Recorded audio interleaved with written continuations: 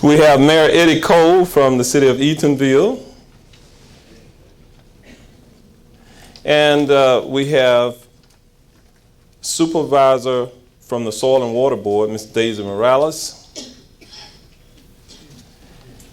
And I have my very own wife who's here as well, Congresswoman Val Butler Demings. And if I omitted any other elected officials, would you stand at this time? Okay, then we'll move forward with our program.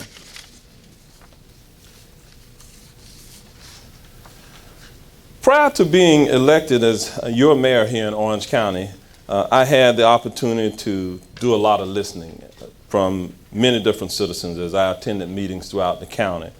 There were some 1,000 meetings that I attended, and one thing that I can tell you that I consistently heard from many of the citizens was concerns over traffic, congestion, transportation-related issues.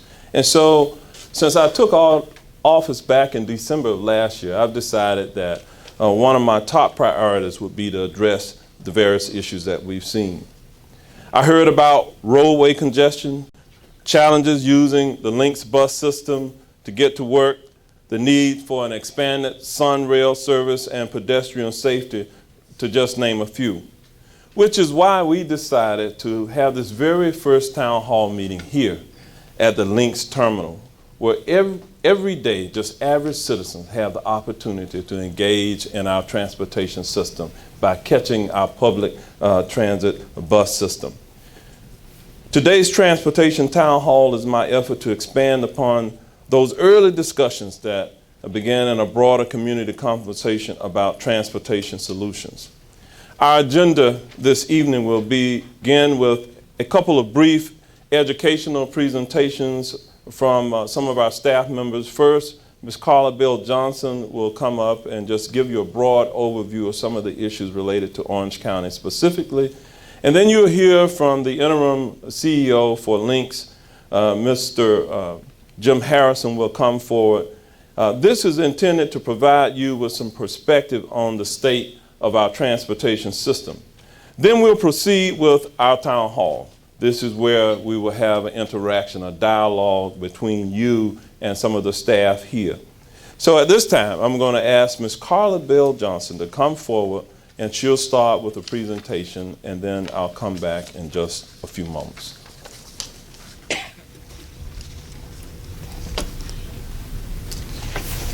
Thank you, Mayor. Good afternoon to everyone, and it is my pleasure to, as Mayor Demings mentioned, just give you a brief overview of Orange County's transportation system in order to frame the more important conversation, hearing from you about what you see as important. Just to give you some perspective on Orange County, what is Orange County? We are a county with a population of about 1.3 million.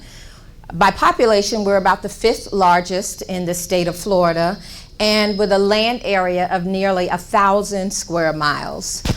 We include 13 municipalities, so our cities and towns are certainly partners with us as we talk about transportation. And an interesting statistic is that approximately 87% of our residents live here in the county and work in this county. So obviously transportation is important. We enjoy as a county one of the lowest millage rates in the state of Florida, as you can see here on this slide. We're at 4.4347, which is certainly an important component of our conversations going forward. And so I want to start with just giving you a broad overview of how transportation is currently funded in Orange County. We basically have 5 primary funding sources. Some of our traditional transportation funding sources are the gas tax, so that is the tax that we pay when we fuel up our cars. We have impact fees that are paid by developers to address some of the impacts that development has on our network. There are some restricted sources that we use that have a defined purpose. In this case, that defined purpose relates to transportation programs. And then, of course, we have property tax and sales tax, which really more recently have been used to supplement the traditional funding sources of gas tax and impact fees, because those have not met the needs. And so you may ask, how is that transportation funding actually currently utilized? And I'll talk a little bit about some of our transportation program. There are some primary components that I want to speak about this evening, roadways being one of them, resurfacing, because when we invest in infrastructure, we obviously have to maintain it, and resurfacing is a component of that. Then I'll talk a bit about traffic signals and intersection improvements, bicycle and pedestrian safety, street lighting, and transit.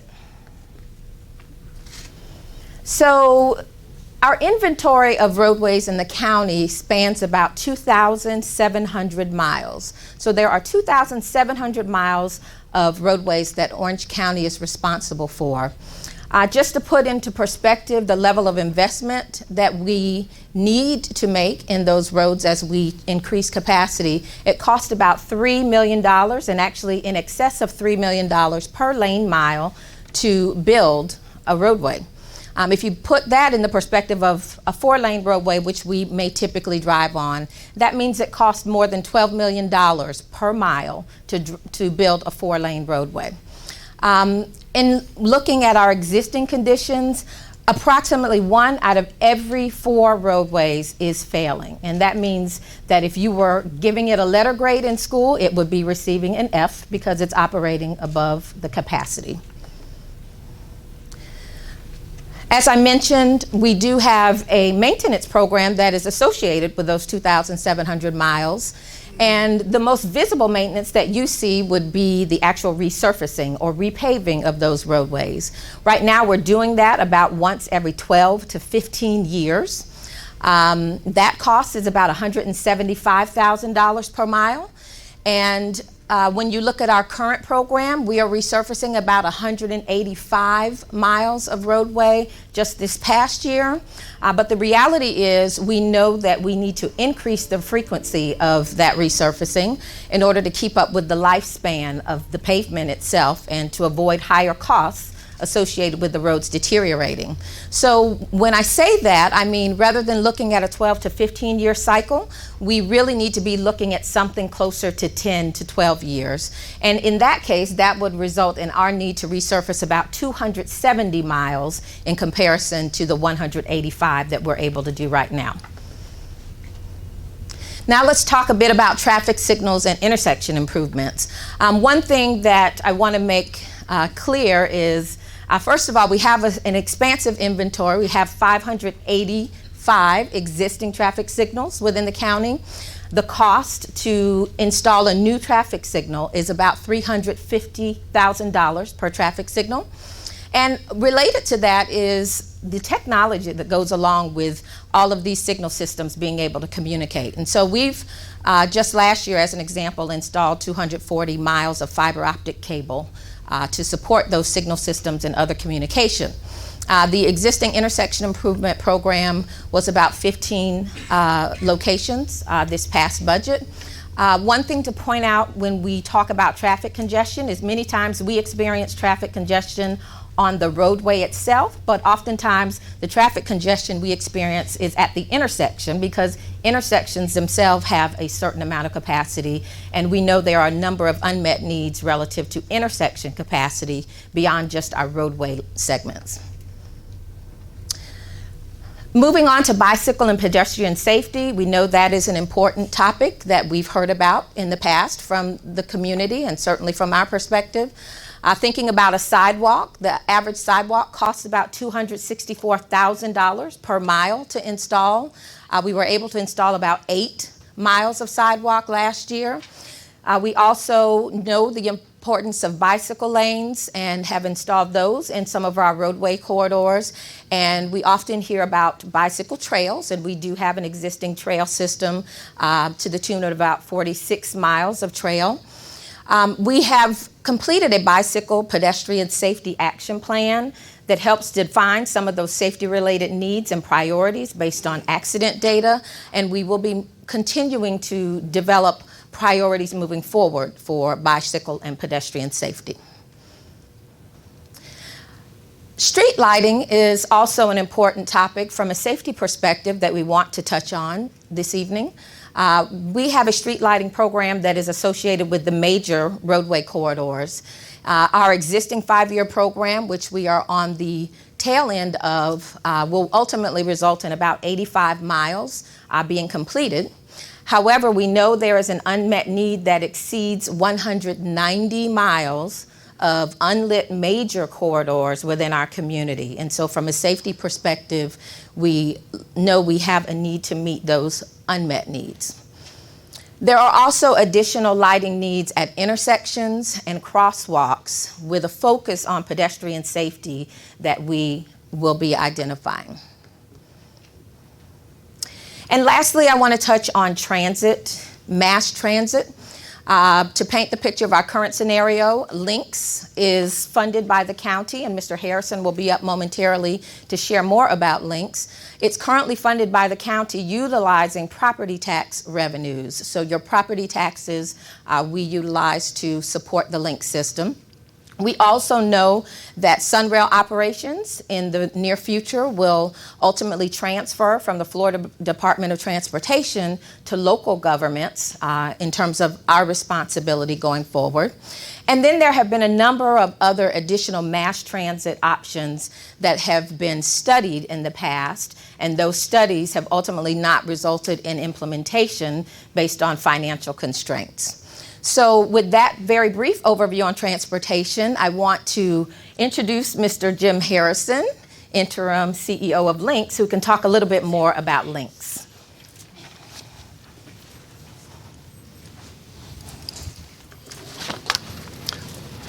Thank you, Carla, and thank you, Mayor Demings, for the opportunity to be here tonight and just share a little bit about LYNX and talk about it and welcome everybody. I want to welcome everybody to the LYNX Central Station, which this November will have been part of the downtown landscape for 15 years.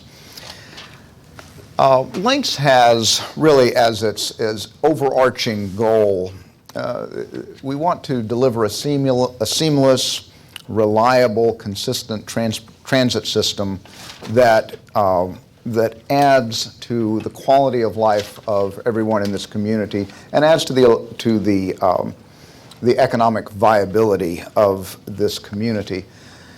LYNX is a creature of the state. LYNX is set out in Florida statute as the Central Florida Regional Transportation Authority, serving the Tri-County region of Orange, Seminole, and Osceola counties.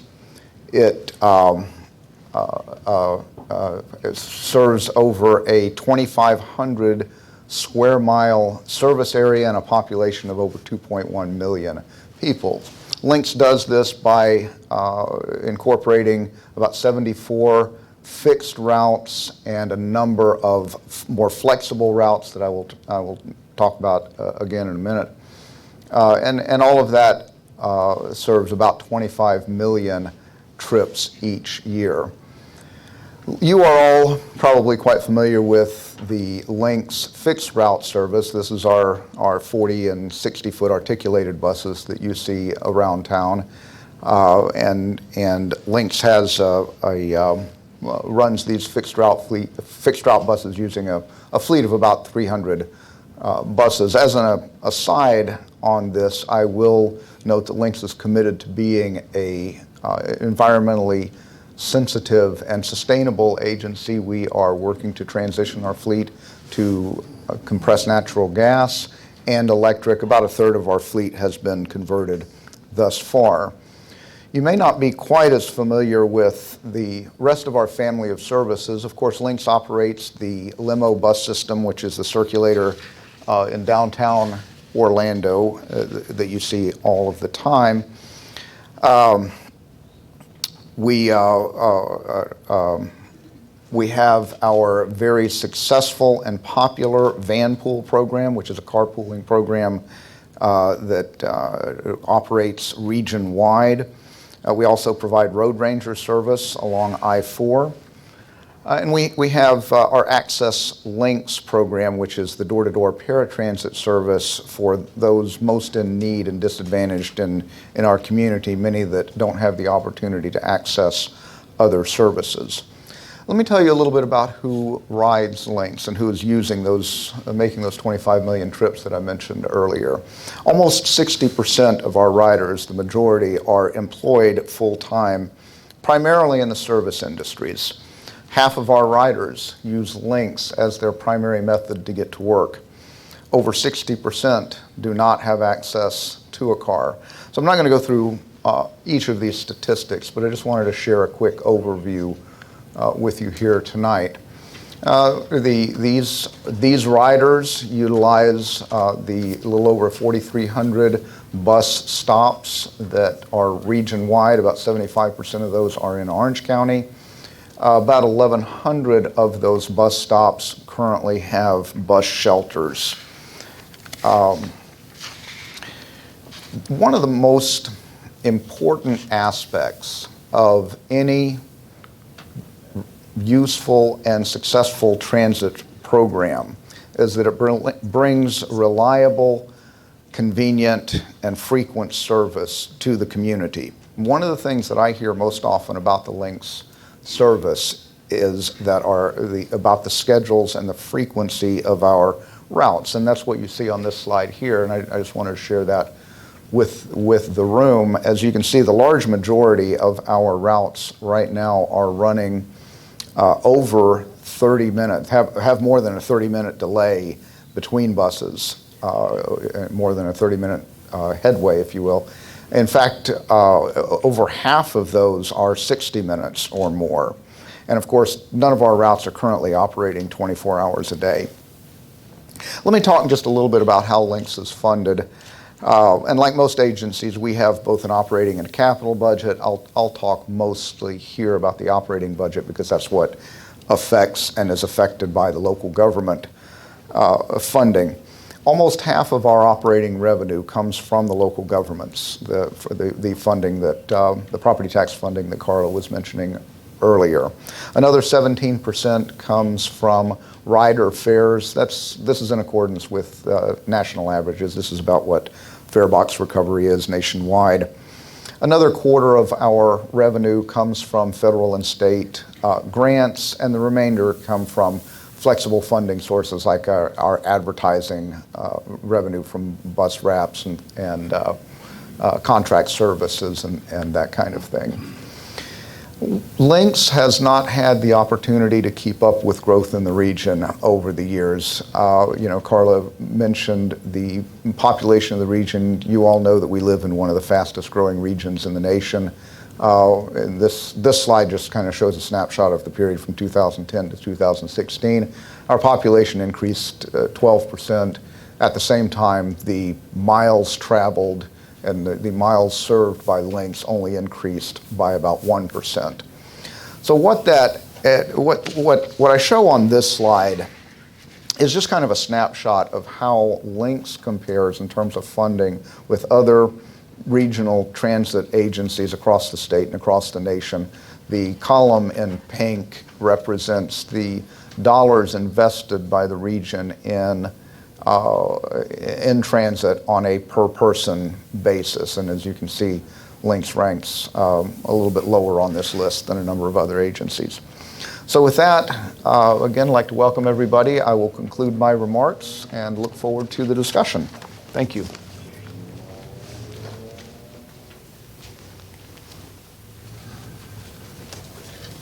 Okay, now you've heard from Ms. Carla Bell Johnson, and she gave you a broad overview of Orange County government itself, and you've heard from Mr. Jim Harrison, who gave you an update, a snapshot of how LYNX operates. But before I go forward in the presentation, let me just talk to you all, the audience. How many of you, by show of hands, believes that we have traffic congestion in our area? Would you raise your hand? Okay. So how many of you believe that we can do better? We can come up with some meaningful solutions to that. Okay. I just wanted to check here to see if we're all on the same sheet of music. As they talked about, Orange County is a large county, 1,000 square mile county, and growing by a net of about 1,000 new residents each week. The region is growing by a net of about 1,500 people each week. Now, on top of that, when we look at our roadway infrastructure system, we have another 75 million tourists who come here. And many of them are also driving on our roadways. Now, the good news in all of that is that we are a growing, thriving community. I believe the time is now for us to really adequately address the transportation challenges that we have. We can only do that by planning for the change. Now, I don't know if all of you can see in the back there, but when we look at other metropolitan counties throughout Florida, and even those right here in the Metro Orlando area, Orange County's current state sales tax rate is 6%, okay? And the local tax with the schools makes it a 0.5%, makes it 6.5%. When we look at Seminole County, our neighboring county, 7% already. They also have a local tax for traffic surcharge. Osceola County, already 7.5%. Broward County, 7%. Hillsborough County recently passed a transportation initiative. Their sales tax is at 8.5%. Volusia County has an infrastructure, school infrastructure surtax as well on top of their state tax of 6%. Palm Beach County, another urban county similar to Orange. Lake County, also here in the region, already at 7%. When we talk about a charter county and regional transportation system surtax, that is part of the conversation that I want to have with you tonight. Because in terms of trying to come up with a solution, we have looked at various ways to try to address the challenges that we have. And how would we fund this going forward? One of the reasons why we have decided to explore the potential with you of a surcharge, a transportation system surtax, is because it's flexible. It gives us the opportunity to pay for operation and maintenance expenses associated with things like perhaps the LYNX transit system or the Sunrail transit system or others to be named in the future. The other good thing about this tax, rather than increasing property taxes, the good thing about a sales tax is over 51% of the people who would pay the tax don't live here.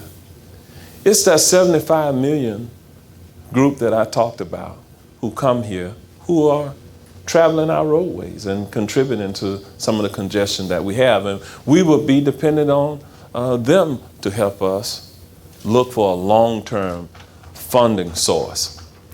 The other thing about a sales tax is it would not apply to essential food, groceries, prescription drugs, utilities, etc. None of that is included in the calculation for sales taxes. Now, what's the next steps? Part of what we're doing here tonight is we will here soon have a dialogue with you where we're going to seek input from you. If we move forward with putting a sales tax initiative on the ballot, it will require a lot of community conversation and dialogue, a lot of community engagement, where we will have meetings, I would dare say hundreds of meetings like tonight in various places where we will engage our community in the decision-making process that we will come forward with. Then we'll have to develop a plan of action of what can we perhaps use the revenues from a sales tax for. I can kind of give you aspirational things about how we could perhaps use a sales tax. For example, if we wanted to double the number of routes for LYNX, increase the convenience so that a broader number of people will ride the bus transit system that we have here. You saw Mr. Harrison say that the current budget is about $148 million in terms of an operating budget, with a little over 300 buses in the fleet. If we wanted to reduce the wait time between buses, increase the capacity of our system, increase the locations where our members of this community could catch buses, let's say if we doubled it, we would be talking about $150 million expense on an annual basis. Why do I say double it? When we look at some communities around the country, for example, Pittsburgh, Allegheny County, a county that is about 700 square miles and compared to Orange County at 1,000 square miles, has some 700 plus buses in its system, more than double what we have here. Their system, the average wait time is 10 minutes. Why? Because they have increased routes, they have increased capacity. It's more convenient for the riders there. And since we're here at the LYNX terminal, I know some of you may be LYNX bus riders, and that might be important to you to get you closer to where you work, closer to where you shop, closer to where you live, closer to where you may go to the doctor, etc. After the development of a plan, the next step would be to take that plan before the Board of County Commission. My colleagues and I would have open conversation and dialogue in public settings about the merit of putting such a tax on the ballot. We then report back to you after that dialogue in a public forum, and if successful, the goal would be to put this on the ballot in November of 2020 during the general presidential election. I'll talk more about this as we go forward tonight. Okay. What I'm going to do at this time is we wanted to just frame the issues for you and the potential for what could happen if we had a dedicated funding source through a surtax. It could potentially produce on an annual basis revenue of some $630+ million. If we wanted to take Sunrail that already exists in our community, the current Sunrail system costs over $400 million to build. It costs an average of about $63 million on an annual basis to operate. Not robust enough, not connected enough. So if we wanted spurs off of Sunrail or something like Sunrail, going into different geographical areas of our community, each one of those spurs will likely cost somewhere between $250 million, $400 million to build. Very costly to do so. But I want you to think a little bit about, if we do this, what it will mean to this community. Potentially a game changer. Decades from now, 40, 50 years from now, the type of system that we will build will be benefiting generations not yet born. Individuals who are professional engineers, architects, construction managers, consultants, construction workers will likely spend nearly a full work career working to see the infrastructure materialize over time. So I'm going to turn it over to, at this time, to Ms. Jane Wattrell. She's going to moderate the program at this point. This is where the dialogue occurs between you and the experts that we have in the room, where you can ask questions about the potential. So, Jane Wottrell. Well, we're excited to get to this part of the town hall meeting because this is where, as the mayor said, we get to hear from you. So you've heard the state of transportation in Orange County, and now it's your chance to help us define what you want in this plan. So we're pleased. We know that you could be somewhere else. We're so pleased you took time out of your busy day to be here with us. So I want to go over a few ground rules before we start taking your comments and hearing your questions. First, we ask that you talk no more than 3 minutes. We won't cut you off, but we want to get to as many people as possible. Next, this is a live broadcast. We know you're passionate about transportation, but remember, this is a family show. And there's a microphone, if you haven't seen it, right in the center aisle. We would like you to feel free to line up and stand behind it, and then I will call on you. We also have 2 people, if they could come forward with wireless microphones, roving the room right over there, in case you can't get to that microphone. They will come over to you. So as you give us your valuable input, this is one thing I wanted to point out you may not have noticed. There are some easels over there on the other side of the room. And we've divided all the topics that you're going to bring up, hopefully, into 6 areas: public transportation, pedestrian and bike safety, roads, technology, traffic signals and street lights, and intersections, and then the final one is other, if there's something we haven't covered.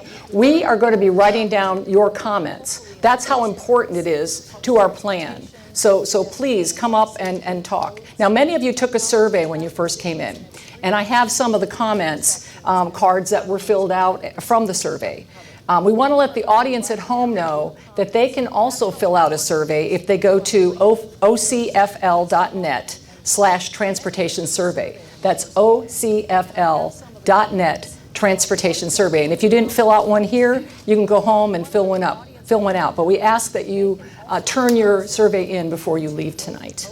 And also, this is being broadcast live, there is a hashtag. Our social media team is here to take comments or questions from the Twitterverse, and our hashtag is OCFL Town Hall, OCFL Town Hall. So I'm going to read a few of the comments, and then if someone wants to get up to the microphone, we'll start calling on people, because I know no one wants to be first. So here's a few comments. From Nicole, she says, trying to make transportation successful for the blind and those in wheelchairs. That's her comment, and that's one of the things that she would like to see. From Joey, he wants to know if there are plans to make the limo one continuous route so that it's more rider-friendly to out-of-town guests. Jim, do you think you could talk about that? Sure, we can address that. You want to stand up here just a second and address it to our audience? Certainly. Good evening, everyone. So limo is, as I mentioned earlier, the downtown circulator. It has a number of stops. There's a couple of different routes right now that are designed to provide service to the variety of businesses and the variety of folks that need to travel downtown. There's not any plans on the books right now to make it into one continuous loop. That's certainly something that we could evaluate if that's the input from the yes. Yeah. Thank you. So the mayor asked you for a show of hands. I'd like to get a show of hands too. How many of you take public transportation on a regular basis? That's very impressive. Thank you for taking time out to come here. So how many use LYNX? Okay. And Sunrail. So some of you use both. Thank you. Would somebody like to go up to the microphone? Gordon? Okay, ma'am, yes, please go up to the microphone. Can you tell us what's your experience been like? And what challenges have you had? And where do you want to see improvements? And we will write down your comments. I like Sunrail. It was wonderful. And I like LYNX too. And we need 24 hours bus and train service, including holidays, weekends, and nighttime. And I need to have this bus line on Country Club Road in Lake Mary.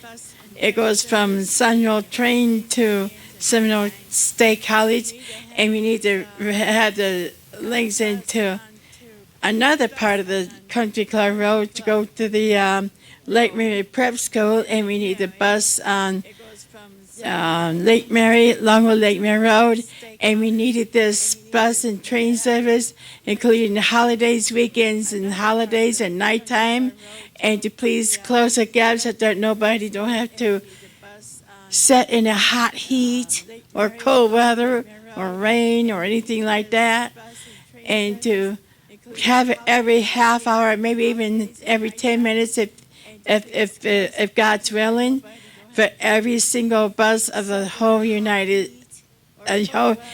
States of Florida. See more integration. You want to see more buses running. You say that there's just a lot of gaps. Yes. And do you ride in Orange County as well?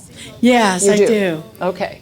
Okay. Thank you. Thank you. Gordon. You're welcome. Thank you. You're going to call on me? I'm going to call on you. I talked to you when you first came in. This is a LYNX rider and a Sunrail rider. That's me. Okay. Thank you. Yeah, so I'm also a LYNX rider and a Sunrail rider. And so one of the problems is LYNX is not very well coordinated with Sunrail. Obviously, they're run by two different agencies. One is a state agency, another is a collection of local governments. So when Sunrail gets managed by our local governments, we need to do a much better job of coordinating bus service with rail service. So that's one thing. I would also say the LYNX app has been a game changer. I would not ride the LYNX if it was not for the LYNX app. That's a huge positive. So the LYNX app, and I've also noticed that most of the riders use the LYNX app. So that enables you can see where the buses are, and you can leave your house or office just in time to catch the bus. Once you figured out how long it takes you to walk there. So that's a big plus that LYNX has implemented. But for the most part, I would just say more frequent service, weekend and night service. And another item which nobody has mentioned is Orange County and Orlando leads the nation in pedestrian and cycling fatalities. Yes. And that's a horrible statistic for us to be number one in. So a lot more needs to be done about that. Thank you, Gordon. I know we'll get a microphone over to you because I know you can't get up to the podium. But I wanted to ask how many people here use a vehicle as your primary mode of transportation? Okay, good. I want to hear from you in just a second. So, ma'am, please step up to the microphone. What problems do you see with your commute? And tell us about your challenges and where do you live? I live on the east side of Orlando, and this is my third time to the County Commission in maybe the last 3 years to talk about the problems that we have on the east side. Incredible opportunity that's been missed for transportation. The UCF area, which is technically the young people that you're gonna train to use the bus system. We have problems with the bus stops. Colonial Drive, which is a gateway to Orlando, the eastern gateway to Orlando, and now that NASA is going to, the space program is going to explode, we're going to have a lot of people coming in through the east side of Orlando, and that is not, it looks awful. And do you want more bus stops? Do you want, can you? I am in favor of increasing the sales tax or whatever it is, the transportation fees that you're going to do, but I need to see tangible commitments to improving the east side because it's been neglected. Everything goes to the west, goes to the tourists, and I understand that they're the ATM of our community, but at the same time, people live here, and if you don't think that affects your pocketbook, I can tell you I've had my house appraised twice, and that's the reason why I've showed up to the commission, and I've had to fight and get second appraisals to get money out of my house to send my kids to college. So it does affect your pocketbook, and the quality of the trip, which Walter Goulash talked about when I was in planning, is very important, because you can have a 45-minute commute, but if it's a quality commute and it's a pleasant commute, it feels like half an hour. So you think that if we got the transportation going more on the east side, you'd have a less congested commute? Yes. I see people nodding their heads, so we'll get to that. Thank you so much for your comments. The other thing is that people don't realize, but we have a UCF campus in downtown now. Yes. That has taken all the wind out of the sails of the east side, and it's because there's poor transportation access. Right. And I would commend, and I would tell you that your economic development department should cost out the economic impact of the UCF area. Because when you think about it, there's like 5 higher institutions of education there. There's Martin Marietta East, and there's the Research Park. So it's a Disney in economic impact. Thank you. And Thank that you. needs to be tested. Great, thank you. And We want to get to research. some more comments. There's someone right up front that can't make the microphone, then I'll get to you, sir. Go right ahead. Just one of you two. Okay, I'd like to see, first of all, light rail system, like Miami, they have this Metro Rail or Metro Mover, which is a people mover system. The people mover would be great for downtown, and also the light rail would be great, as well as having the Sunrail Pass and LYNX passes integrated. So that is a problem right now. You have to have 2 passes for 2 different modes of transportation. So that's a fix that should happen, and that probably costs money. Thank you so much. Okay, you, sir. I'm a resident of Maitland. Thank you, Mr. Mayor. I'm lucky enough to reverse commute to Seminole County. I'm a teacher in Castleberry. And I'd like to be a Sunrail rider. I'd like to be a cyclist. But if you look, the facilities for both, for me, are woefully inadequate. If I wanted to come to, I actually thank you for the opportunity to speak early, because I got to leave early to catch a 7:30 train. Otherwise, I'm going to be waiting for 3 hours. But I think the biggest problem is we have to decide what we want Sunrail to be. If it's a commuter train, our largest single-site employers in Orlando are UCF, Universal, and Disney. And Sunrail doesn't go anywhere near either one of them. We have 75 million tourists coming to Orlando every year. 45 million of them come through Orlando International Airport. Sunrail does not connect to that. I know there's a plane where we can go down and take our bus to the plane. That's great, as long as I leave on a weekday and come back on a weekday, because if I want to leave on a weekend, there's no opportunity to do that. I would love to ride my bike, but the number of times I've been riding along a bike lane that will disappear and put me out into traffic, I can lose count. Orange Avenue is a prime example of this, right out here. The number of times I've been riding along a bicycle lane and have someone parked on the inside open up their door, and I have to swerve into traffic. Just recently, a cyclist in Orlando down near the airport was killed while riding in a bicycle lane. I think what we need is a consummate plan that addresses what the people of Orlando need. We need bicycle lanes that are protected, where they won't have to worry about doors and traffic swerving in them. We need a rail system that not only connects north and south and runs regularly, but also connects east-west, so the people from UCF can come into downtown and the people living far out on West Colonial can come into downtown. And lastly, I guess my question would be, is Mr. Mayor and people and leaders here, Osceola County just rejected a transportation tax by a 2-to-1 margin. If the funding isn't there, Orlando and Orange County still needs a plan, because we're going to have millions and millions of more people coming in, and our transportation system now is not sufficing what we have. What's it going to do when we double our population? Thank you very much for the opportunity to speak. Mayor Demings? Okay. Let me just speak to that. Thank you, sir. Very quickly. The reason why we're having this dialogue is our approach is totally different from the manner in which Osceola approached its initiative. The Osceola Board of County Commission kind of came up with a project list, and then they put it on the ballot and then moved forward and tried to get the voters to vote for it. So what we're doing here is, rather than this be driven from the top down, this is going to be driven from you, the community, up. We are listening, taking notes tonight. This is a listening session. We want to understand what it would take for you to support a transportation surtax type of a solution. In order to do that, we have to listen to you, and our goal is to develop a spending plan, a project list, where we would do so in consultation with our municipalities. So we have several mayors here tonight. We would work with those mayors and their city or town managers to ensure that we are taking into consideration their needs.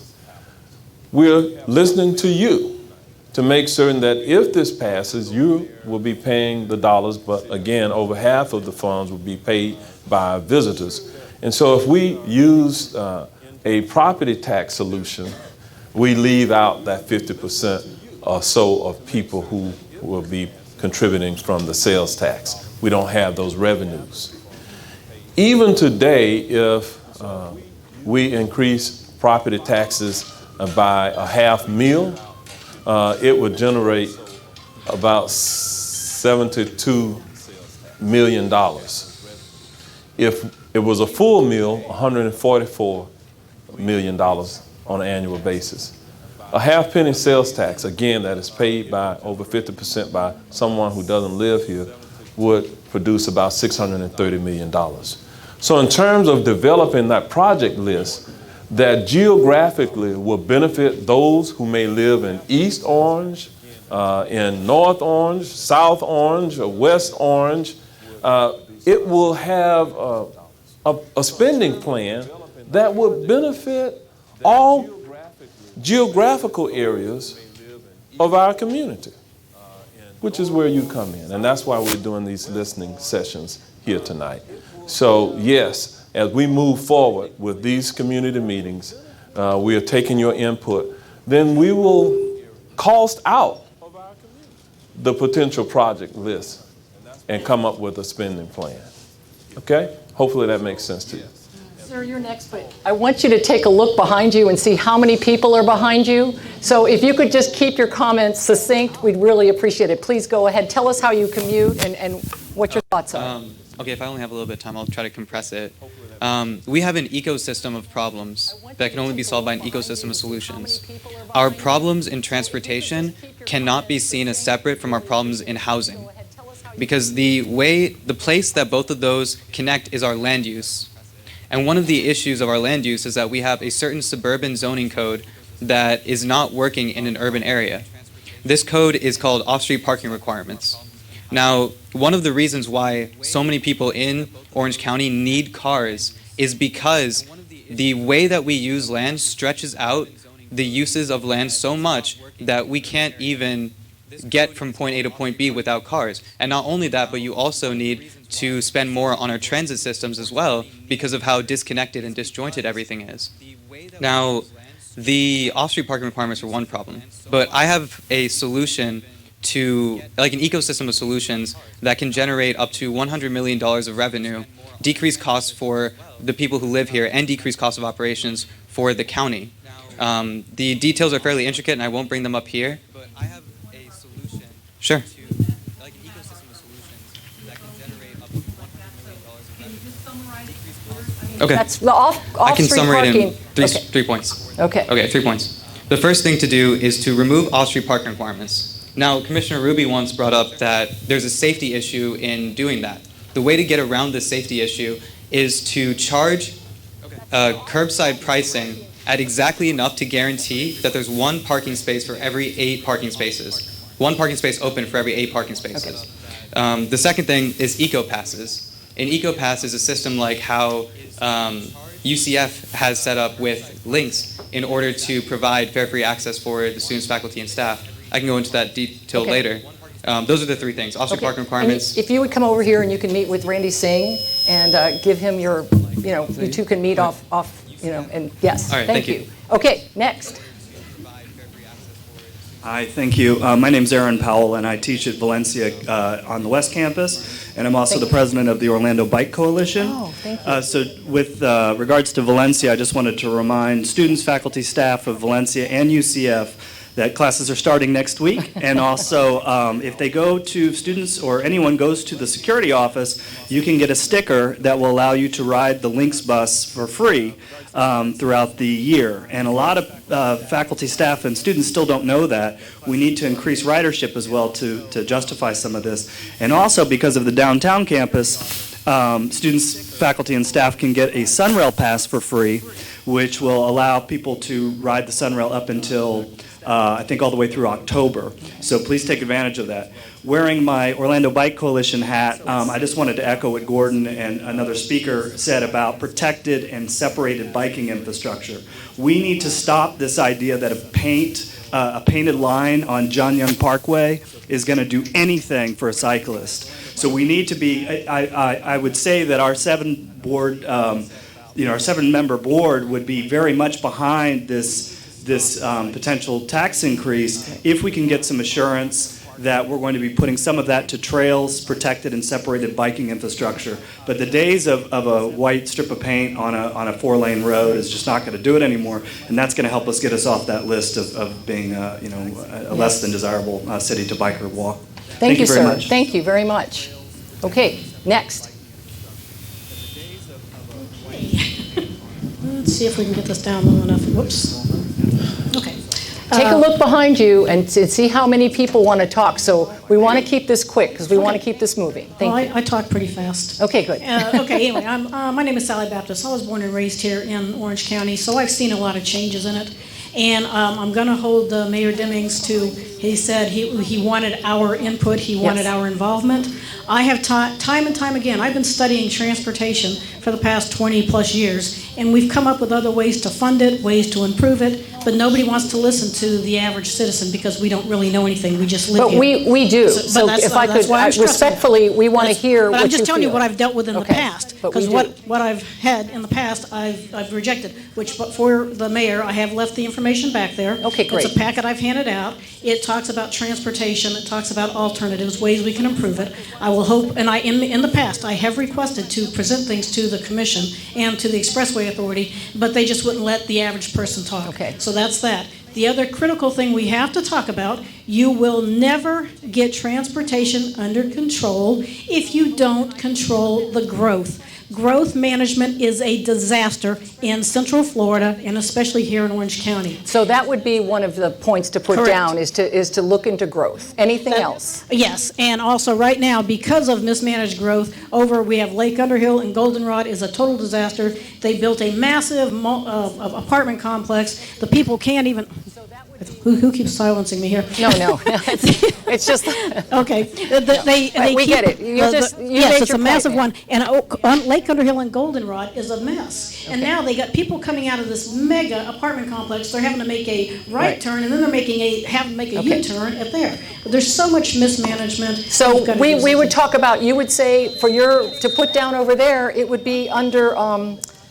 it would be technology, traffic signals, and street lights, or roads. That's what you're talking about would be your major concerns. Well, management of growth. You've got to get the growth under. You will never get control of transportation.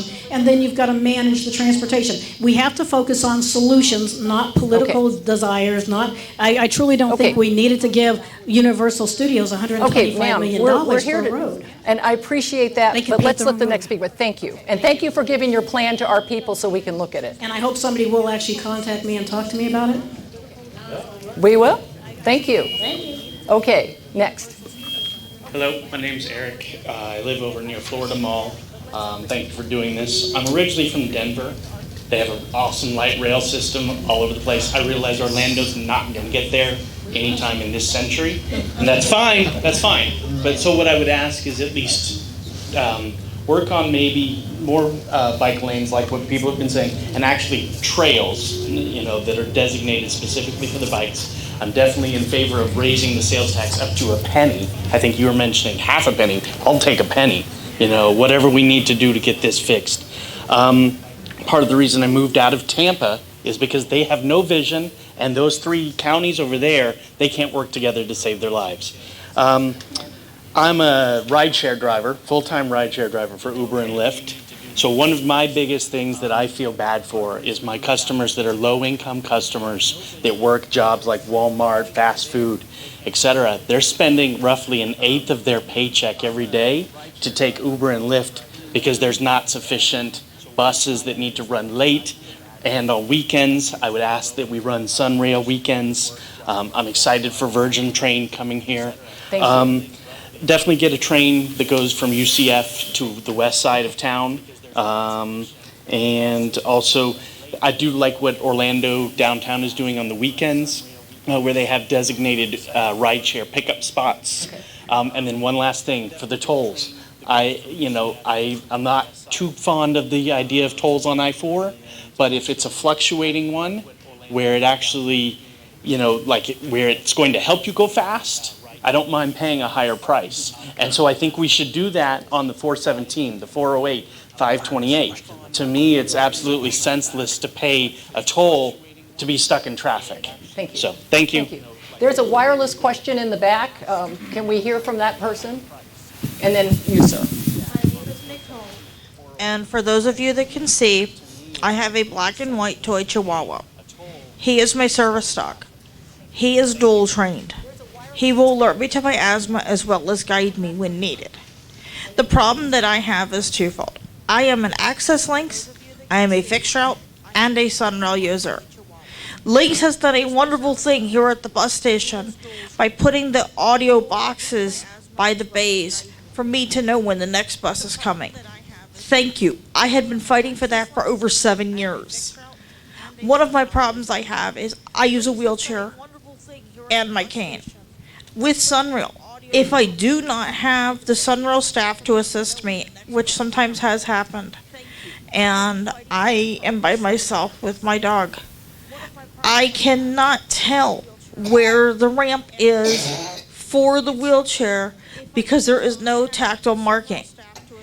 One of the things that I would love to see Sunrail do, I think it's a minor thing, please say before the train stops, please allow people to get off the train before people get on. Because with my wheelchair, I have to wait on the conductor to put the ramp down or to use the lift, whichever they choose to do. The problem is I have to wait because everybody's wanting to pile on the train and I can't get off. Okay, so you say you have some good and some bad. The good is that you're assisted, and the markings are good and the box is good. But the bad is that maybe there needs to be more recognition for the handicapped, correct? Yes. Thank you. I am willing to work with anybody, Mayor Demings, you included. I am willing to take anybody on my adventures with me so you guys can see firsthand what myself and my dog go through. Thank you. We'll make sure to get your name and contact information. Go ahead, sir. 20 years ago when I moved down here, they declared Pine Hills Road and Silver Star a failed road. The people in Pine Hills worked together to stop the county from widening it. And if they had widened it, it would have killed Pine Hills. So therefore, widening is not the answer.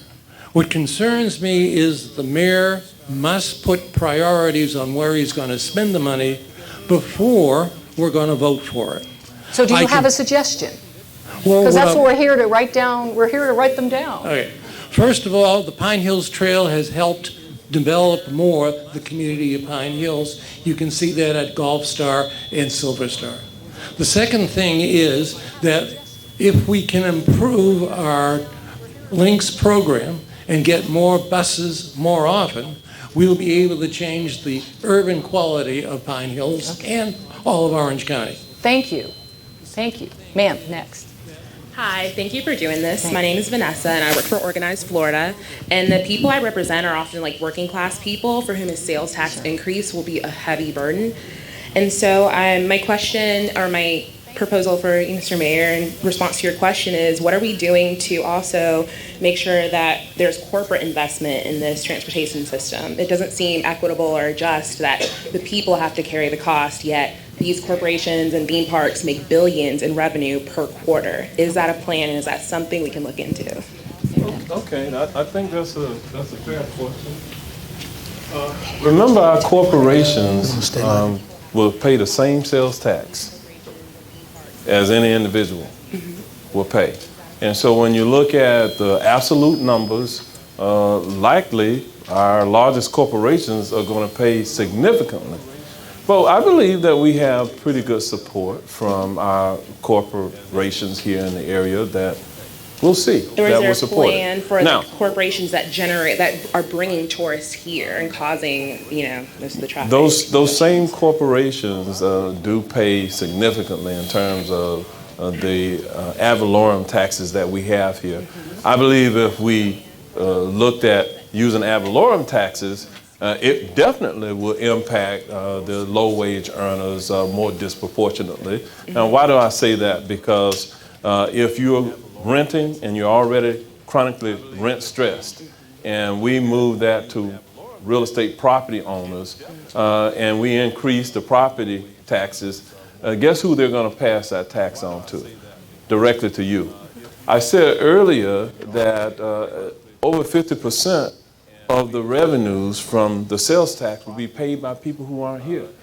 So in terms of solutions, many of the things that you all are bringing up tonight, it's going to cost money in order to deal with it. And yes, Orange County has a $4.4 billion budget, and next year projected to be $4.7 billion. But when we look at that total budget, about 53% of it goes towards public safety. When we take out the restricted types of revenue sources that we have here, total budget, about 16% of it would be for public safety. So we have a litany of things that really are on the potential project list. We've already endeavored to engage in a community dialogues. And so in terms of, is there a plan to deal with low income or low wage earners? Yes. I think that if we can solve transportation related issues, it does impact even housing in some ways. It creates jobs as a result of the tremendous construction projects and what have you that will be going forward in this community. Would create opportunities for upward mobility, entrepreneurial opportunities, even public-private partnerships between higher education to train individuals for some of the specialized, more technical jobs that will be created. And so I believe that at some point we'll see a downturn in the economy. If this tax passes, it will insulate us somewhat from that downturn in the economy and keep people working. Regardless of the income level, it'll keep them working. So hopefully that kind of responds to you in a kind of broad way, I think, about how the tax would benefit you directly, perhaps, if you're a low-wage earner. Thank you for your response. Okay. Sir, we'll get to you next, but Mayor, we've got some Twitter questions. Questions, or some Twitter users wanted to hear exactly where the sales tax revenue would go, which I think we've kind of answered, but what kind of transparency and oversight might be enabled? Okay. Let me do a couple of things. We hadn't introduced the county administrator. Mr. Byron Brooks is here in the audience as well, and Byron works to manage the overall county operations on a day-to-day basis. But in terms of oversight, we will obviously, if these are public dollars, it'll be very transparent because of our public records laws here. Everything will be accounted for. We're subject to review and audit by the elected comptroller here in Orange County that is independent from the Board of County Commission. And then, we will look forward if there are recommendations that will come forward from these community conversations about advisory groups or the like. We will entertain all of that. So some of this is not yet determined. It will be determined based upon the input that we get from the citizens here in Orange County. So Byron, I don't know if you wanted to add anything to that? Okay. Thank you. Okay, sir, if you would please tell us where you live and what your concerns are. First of all, thank you, Mayor Demings, for putting this on. I live in East Orange County, by the UCF area. Two concerns. First concern, and I do have evidence and pictures to. First concern is a few of the buses I've been on. I'm sorry. Can you hear me? Yes, we can hear you just fine. A few of the buses I've been on, the 104 going to downtown, a few of them have mechanical issues. So they're like they break down? Yes, or? yes. One incident, actually 2 days ago. Time, 5:25 p.m. 104 bus, the bus number 813, by Forsyth and Colonial. Bus broke down. It was actually almost caught on fire. Bus almost caught on fire, and that's a concern to me. The age of the fleet and the maintenance of the fleet. Jim, could you talk a little bit about that and how how this could possibly help the plan? Well, certainly, and I mean that's a very valid concern, very valid challenge. You know, these buses obviously don't run forever. The LYNX fleet is increasingly aging. We try to buy new buses as much as we can, as much as the agency can afford, and keep them maintained as well as we can. But certainly the challenges associated with an aging fleet and a growing community create issues exactly like this, and we appreciate your comment. I mean, but for the bus to almost catch on fire where there's about 30 people on the bus, that's a very bad very situation. Concern to me. I almost called Todd from Action 9 about this issue. Sure. But I'm glad that I know that you're the CEO now. I can come to you about this because I'm gonna hold you accountable for these issues. Fabulous. And also hold the mayor accountable as well for these issues. I know he ain't got nothing to do with it, but still. He gives money to LYNX. LYNX are supposed to fix the buses, make sure everything runs smoothly, so. And you probably, did you miss work or, what did this cause for you? I missed the meeting, a very important meeting. I missed the meeting from this, and it's just concerning to me. And my second concern is this. A few of us spoke about it, but having the buses run past a certain time. On the weekends, I tend to do temporary work with some of my other colleagues, and buses don't run as often as I would like them to. A few times on a Sunday. We are writing that down right now.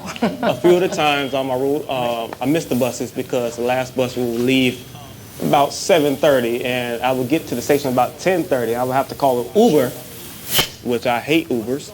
I would have to call an Uber from downtown Lake. So can you just kind of, if Mr. Jim could talk on the issue, see if we can get some more buses running past a certain time? Well, certainly, and that's a very large part of why we're here tonight. That was part of what I discussed in my presentation, and that is a challenge region-wide. As I mentioned, the majority of our bus routes are, there's more than a 30-minute delay between buses, and wait time between buses.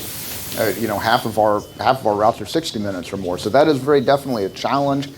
That is a matter of funding. It's simply a matter of funding. More funding, you can run more frequently, you can run more buses. Thank you so much. Give us more funding so we can have more buses. Yes, well, we've got your comments, and we thank you, and we'll keep you posted. And I know there's still people behind you, so we really appreciate it. Thank you.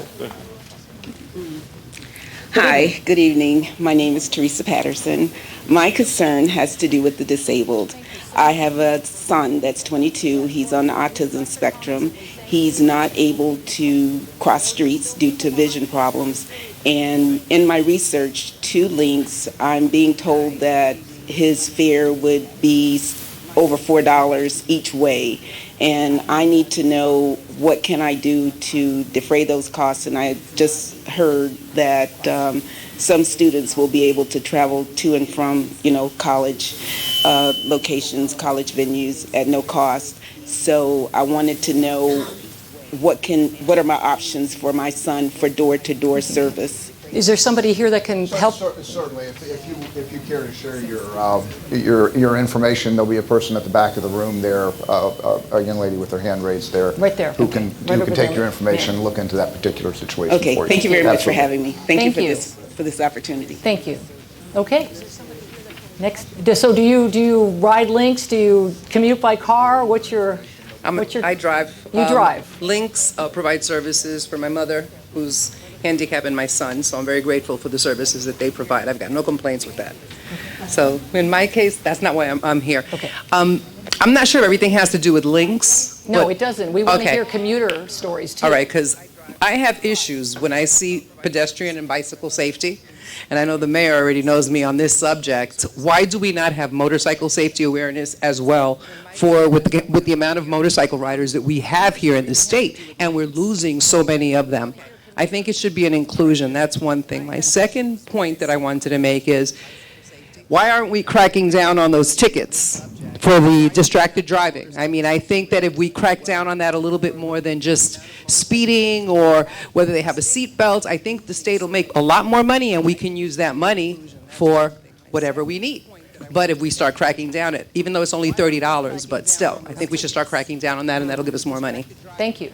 Those are my 2 points that I'd like added. That's it. Well, they're writing it down. You can see that. Thank you so much. Go ahead, sir. Hello, my name is Angel de la Portilla. I live in West Orange County. I'm a local businessman. I have supported, I've lived in Orange County for 30 years. I've supported 3 tax increases in the 30 years. I've supported both Orange County Public Schools half-penny tax increase as well as the half-mil. Actually, I voted in 4 increases. And I supported those because I saw the return on the investment and the value of having good schools. Both of my children have been educated at Orange County Public Schools. We're very happy with the school system. My youngest son is a sophomore at Olympia High School, and here's an opportunity here for LYNX and for transportation. My youngest son is a sophomore at Olympia High School in West Orange County, and he's eligible for a program that is known as dual enrollment. Beginning as a junior, he can start taking classes at Valencia and potentially graduate as a senior with a dual degree with a college degree, an AA degree, and a high school diploma. However, Orange County Public Schools does not offer transportation to Valencia. So what the decision that my wife and I have to make next year is should we buy him a car, or how do we transport him from the school to Valencia? The cost of a car. Sorry. It's okay, we hear you. Cost of buying a car, just the insurance alone is $3,000 a year, plus a vehicle plus gas. Your question is? Well, it's not necessarily a question, but I could be persuaded to support a new tax if LYNX could provide some sort of opportunities for not only my son, other students. And I look at my other students in West Orange County, at Ocoee High School, at West Orange as well, that could have opportunities to do dual enrollment if they had transportation. So not a question, just an idea. Okay, but if they do dual enrollment and they're a Valencia student, maybe there's some wiggle room there. I mean, you heard the professor speak and say that they could get, but I understand. Right. There's still logistics. Correct. Thank you. Thank you. Good afternoon. My name is Al Howard. I live in West Orange. I'm a fairly new resident to Orange County from a bigger city in the northern part of the country. I'm here to speak really to the driving experience. Okay, great. Thank you. Not particularly on I-4, but on the side roads. So I'm fortunate enough, I'm a small businessman, and I don't have to drive every day to commute.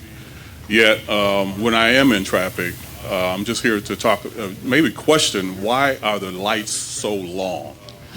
I'm hearing some nodding in agreement. So we've got a category for that. Tell us, tell us about the problems it's causing with the street lights. The city is obviously growing. The county is obviously growing. I mean, I would. As I said, I live down by Disney in that area, and no matter what time of the day, day or night, there seems to be no engineered adjustment to how long you sit at a light.